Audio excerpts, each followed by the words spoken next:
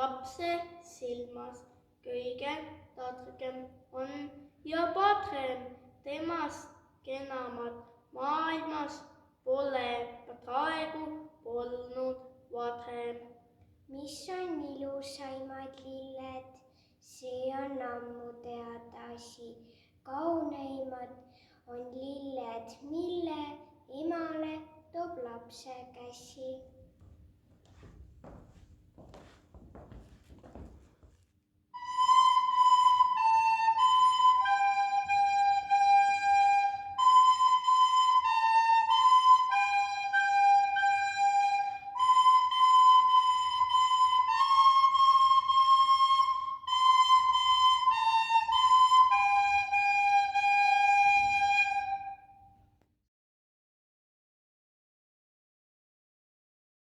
Tere, ma olen Melis ja täna me mõtlesime, et teeme emadepäeva jooksul biskviiti. See on selline hea lihtne retsept, et sellega peaks enam-vähem igaüks hakkama saama, keda natuke huvitab ise küpsetusi teha.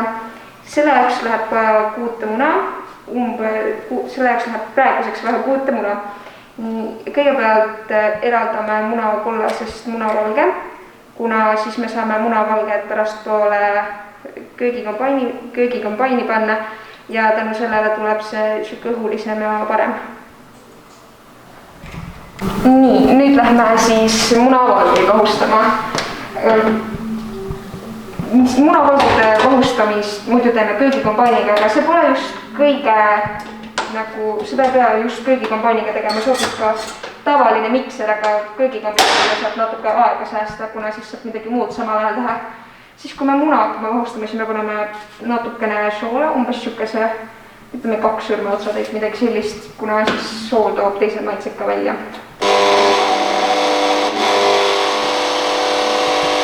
Nii, vahepeal siis jõuab, samal ajal kui köögikombain peaks töötama, siis jõuab vahepeal munakollased, suhkru ja siis soovitavate maitseainetega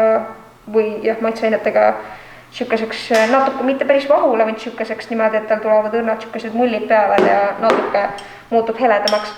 Praegu ma panin siis suhkrut ja igaüks võib panna nagu neid maitseaineid, mis neile meeldib. Ma panen natukene maitsevaks kaniili, kuna see annab siukest mõnusat maitset juurde.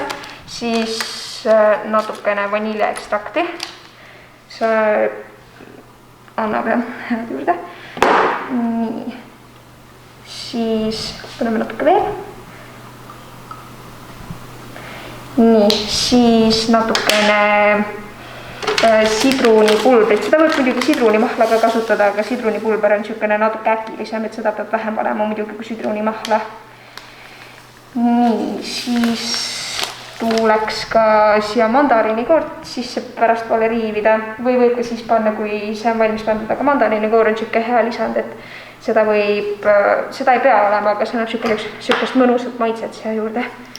Ja siis tuleb seda umbes 5 pealdada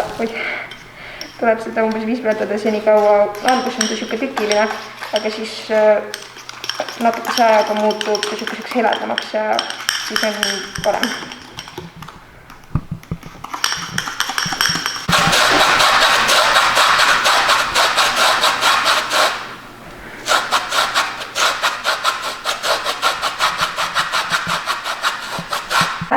Ja vahepeal on saanud siis munavalged valmis, nad peavad siukesed ikka päris tugevad olema niimoodi, kui sa kausi ümber keerad, siis nad naljalt välja siit ei kuku. Aga samas lusikaga saab teda ilusti tõsta. Nii, ja nüüd kui mõlemad munavalge ja munakollane on valmis, siis segame munakollase siia niimoodi sisse. Algust nagu valame sisse ja siis saab ta ilusti siia sisse segada, aga seda peab suhteliselt õrnalt tegema. Kuna muidu läheb munavalge vaht läheb siukeseks, mitte enam nii vahuseks, vaid nagu kukub kokku põhimõtteliselt. Siukest aegaste liigutustega, kui on siis mingi suurema esemega, näiteks mingi supilusika või siukesega, aga sobib ka siukesed teelusakad ja sellised, aga siis lihtsalt läheb ta ka natuke kauem aega. Aga niimoodi õrnade ja sujuvate liigutustega tuleb seda teha. Nii, nüüd siis, kui munavalge ja munakollane on omavahel kokku tuleks lisada jahu ja küpsetuspulber ja siis kui jahu niimoodi siukeselt tunde järgi niimoodi, et ta tundub nagu alguses oleks liiga vedel, aga tegelikult see on päris paras, kui on munavalge, et nagu vahustatud. Tegelikult teeb pigem siuke vedel ja poksu vahepealne täpselt. Et natuke, kui tuleb liiga palju jahu, siis seda saab sellega likvideerida, paned talle piima juurde või ükskõik mis vedelikku või siukest asja on. Piimõli, vett ainult vist väga ei tasuks panna, aga siuke piimõli ja siuke maht, see sobib siia ilusti juurde.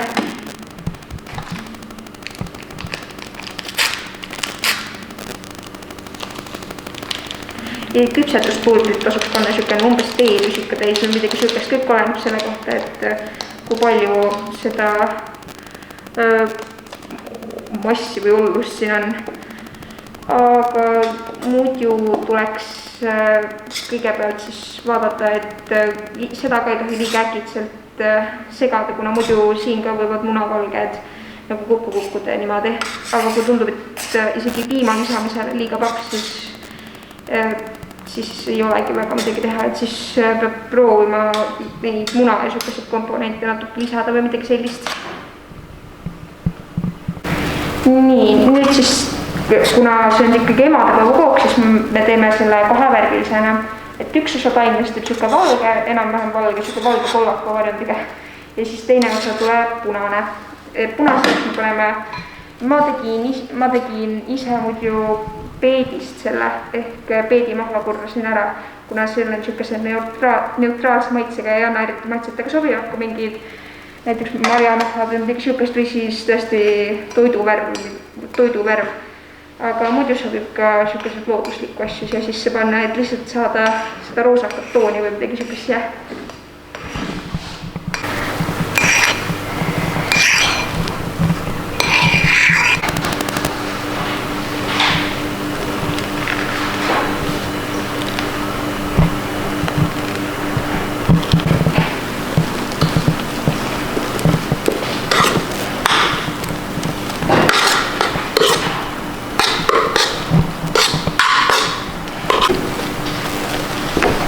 Nii, nüüd paneme siis umbes 200 kraadi juures ahju.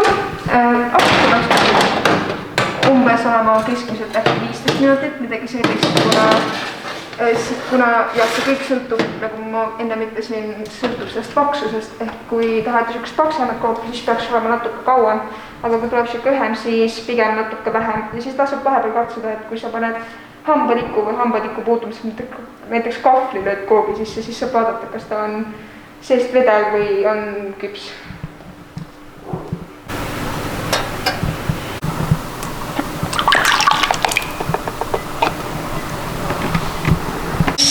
Nii, siis kui me oleme siis kui on nagu pealt siukeseks pruunikaks niimoodi läinud, siis tasub kindlasti kahvliga nagu kontrollida, kas ta on valmis. Ja kui kahvli külge mingit tükki ei jää, siis ta on suhteliselt valmis. Nii, aga nüüd siis, kui ta on alles kuum, siis tasub kindlasti teha, kui ta on kuum alles. Nüüd keerame ta niimoodi rulli, kuna siis on ta pärast selle paremini koheldatav või midagi niimoodi. Ta võib natukene veel kindlasti ongi ta veel natuke kuum, aga siis tasuks mingite muude lastega seda teha. Nii, nüüd paneme siis eelnevalt hakitud banaani, vaarikad ja kiivi siia biskviidi vahele. Kiivid ja vaarikad ja banaan, see pole just nagu esmatähtis, aga see annab siukest mõnusat puuviljast ja siukest värsket maitset siia juurde. Et sellepärast ma soovitan, kuna siia biskviidi sisse see mandariinikoort natuke riivitud, siis see on siuke nagu mõnus puuviljane rull. Nii, nüüd me saame siis siia kreemi valada, kuna puuviljad on ilusasti laotatud. Ma soovitan natuke marju ikka kreemi sisse ka panna, kuna siis nad saavad nagu seda kreemile ka siuke marja maitse juurde, muidu ongi marjad ja kreem eraldi, aga siis teeb kreemile ka siuke mõnus marja maitse juurde. Nii, nüüd me teeme siis nagu kaunistuseks sellise nii-öelda kreemi, see ei ole just kohustuslik, aga siis läheb siuke ilusam. Selleks on vaja tuhksuhkrut ja siis umbes lusika täis vett, võib olla piim või koor, aga vesi sobib ka, kui piimakoort pole. see on, vett kulub hästi vähe, mingi teelusika otsaga vahepeal natuke paned, mingi 1-2 teelusikat äkki, seda peab, alguses tundub, et see on siuke hästi kõva, aga seda peab segama ja siis ta muutub selliseks vedelamaks. Nii, ja nüüd me saame seda kreemi talle niimoodi siia kaunistuseks peale panna.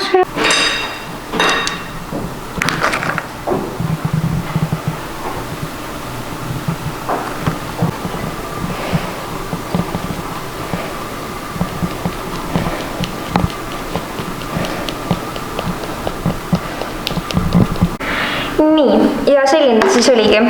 Ma usun, et see retsept on kõigile kindlasti ilusti ära tehtav ja lihtne ja tore retsept, millega oma ema kindlasti üllatada.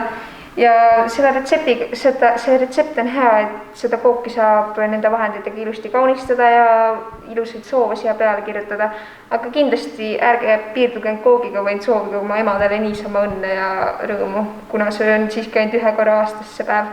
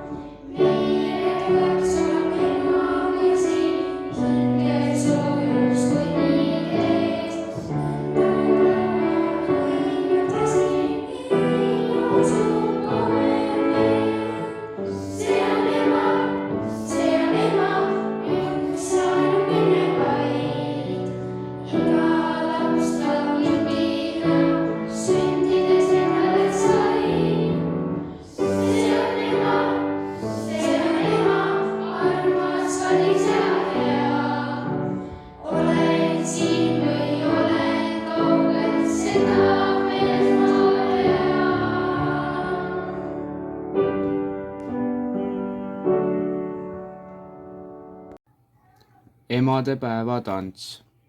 Ülle Kütsen. Kuidas üllatada ema? Mis ma oskan kosta? Äkki talle kingituseks midagi võiks osta.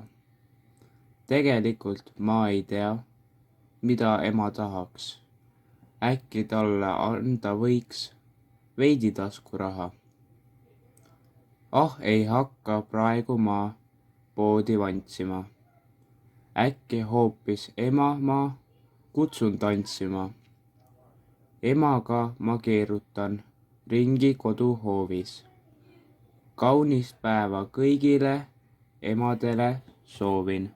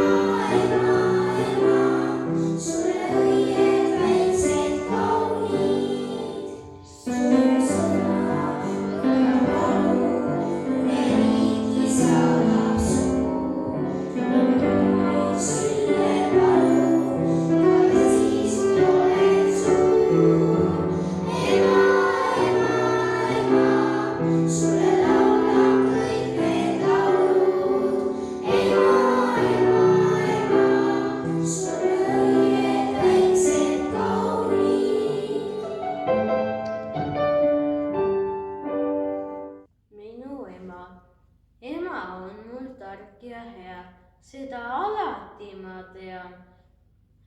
Hommikul mind äratab, päeval kõiges abistab. Ja kui käes on pühapäev, siis me seltsis matkadel. Vahel kuri on ta meil, siis kui pahandust ma teen. Kingin emale ma lilli, mängin talle vilepilli. Emale teen kalli, kingin talle sooja salli. Pika paiden ka, ütlen armas oled sa. Lõpuks talle kaisu poen, luuletused talle loen.